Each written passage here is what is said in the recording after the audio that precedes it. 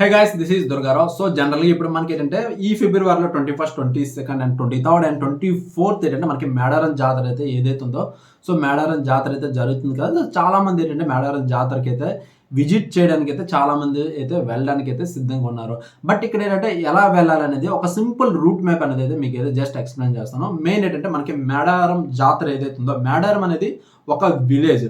So Medaram అనేది ఒక village కాబట్టి ఫస్ట్ ఏంటంటే మనం ఆ విలేజ్కి వెళ్ళాల్సింది ఏంటంటే ఫస్ట్ మనం ఆ డిస్టిక్ ఏదైతే ఉందో డిస్టిక్లోకి అయితే వెళ్ళాలి. ములుగు అనేది ఈ మేడారం ఉండే విలేజ్ ఏదైతే ఉందో ములుగు అనేది డిస్టిక్, తాడవాయి అనేది మండలం.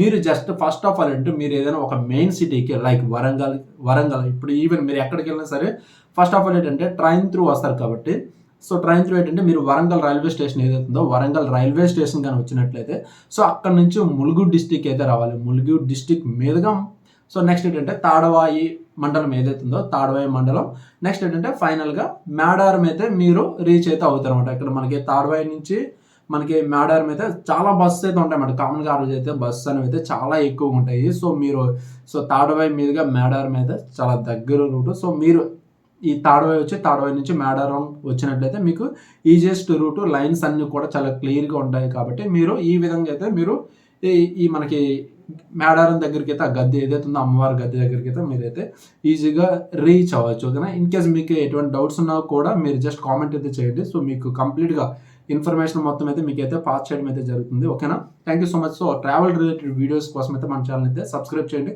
సో ఈ రూట్ మ్యాప్ కానీ మీకు నచ్చినట్లయితే జస్ట్ లైక్ చేయండి. Okay, thank you, bye.